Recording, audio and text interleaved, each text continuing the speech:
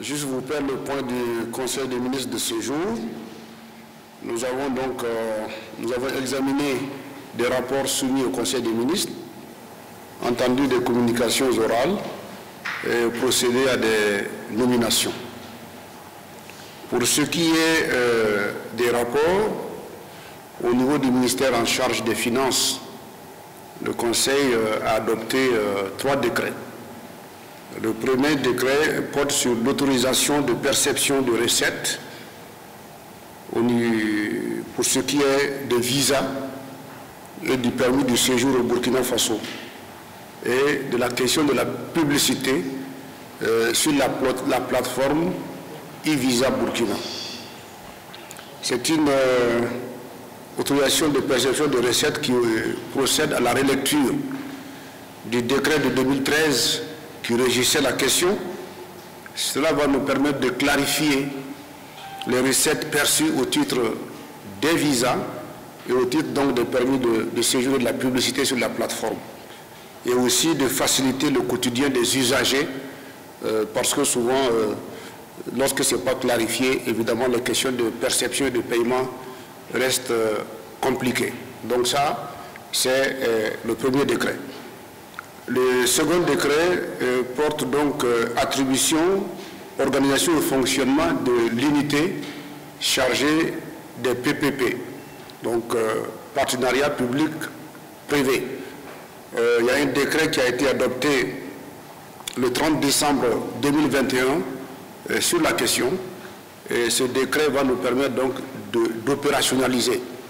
L'unité va être rattachée au cabinet du ministre en charge des Finances, et le coordinateur de l'unité a rang de conseil de conseiller technique du ministre. Et ça va nous permettre donc de mieux organiser la question des partenariats publics-privés au niveau des ministères sectoriels. Enfin, au titre de ces ministères, c'est également un décret portant création, attribution et organisation de l'Observatoire de qualité des services financiers. Alors, ce décret va permettre donc une meilleure protection des clients. Ça va permettre également de prendre en charge l'éducation financière, mais de mieux organiser les questions de médiation et d'inclusion financière.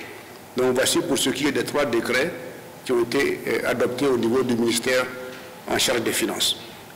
Au niveau de l'enseignement supérieur, le Conseil a adopté 4 rapports, mais ce sont des rapports qui sont extrêmement liés. Le premier rapport, c'est celui qui fait état des résultats des candidats burkinabés à la 43e session du CAMES, où nos universités, nos centres de recherche, publics comme privés, ont présenté 375 candidats et on a eu un taux de succès de 361 admis. Donc, ça fait, le taux est de 95,25%. Donc, le nombre d'admis, 361 sur 375.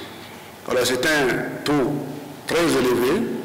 Et donc, le Conseil félicite les universités et centres du Burkina Faso pour ce taux de succès et fait un appel à l'ensemble des enseignants et des chercheurs afin qu'ils puissent s'impliquer dans la résorption des retards qui sont devenus criards dans les différentes universités. Donc, du moment où effectivement on constate qu'il y a une qualité de l'encadrement, on voudrait que cette qualité se mette au service du fonctionnement des universités pour que les chevauchements deviennent donc un mauvais souvenir. Mais qu'on retienne qu'ils ont profité de l'amélioration de leurs propres compétences pour booster les choses dans les universités au bénéfice des étudiants. Les 3 autres décrets qui ont été pris, c'est la conséquence logique de ce rapport-là. Et donc, on a procédé à des créations de postes dans certaines universités comme celle de Dédougou, comme celle de Norbert Zongo, donc des créations de postes et des nominations dans des grades supérieurs pour les promus du CAMES. Nous avons enfin Au niveau du ministère en charge du transport, le Conseil a pris un décret pour ce qui est du Comité national de sûreté de l'aviation civile. Donc ce décret va permettre de mieux organiser ce secteur-là également. Après ceci, nous avons eu des communications orales. La première communication orale a été faite par le ministre en charge de l'administration du territoire pour faire le point de l'avancement des travaux liés au 11 décembre qui devait se tenir donc au niveau du plateau central. Et il se dégage que les chantiers, aussi bien au niveau des ignorés, des orgos que de Boussé, pour ce qui est des engagements de l'État, on a un bon taux d'exécution des travaux et donc on peut constater que les choses avancent correctement dans ce secteur-là, mais on note également qu'au niveau des forces vives, il y a quand même une certaine lenteur qui se fait. Donc le Conseil a instruit les ministres en charge de ce dossier-là d'avoir des deadlines bien précis pour que les chantiers qui engagent la responsabilité de l'État soient achevés dans les meilleurs délais, mais également qu'ils puissent insister sur la qualité des travaux.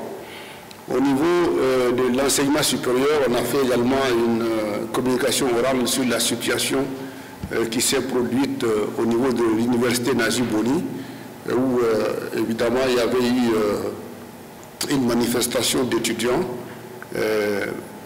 relativement à la question du FONER et à la question des mesures qu'on avait préconisées pour résorber les retards en procédant donc au décrochage. Donc il y a des étudiants qui contestent cet état de fait, donc ça conduit à des manifestations et puis qui se sont soldées après par l'intervention de la police. Nous avons au niveau du ministère en charge du sport, le ministre a fait une communication orale relative au déroulement de la CAN. Il a informé le Conseil des ministres de la qualification des étalons pour les 8e de finale. Et donc, le Conseil des ministres a noté toute sa satisfaction et a félicité les étalons pour la victoire d'étape en leur demandant de redoubler d'efforts pour qu'on aille encore plus loin. Et le Conseil fait un appel au peuple du Burkina Faso afin qu'on se tienne debout tous derrière les étalons pour les pousser vers une victoire qui soit à la hauteur de nos attentes. Donc voilà pour ce qui est des rapports examinés et des communications orales pour le Conseil des ministres de ce jour. Je vous remercie.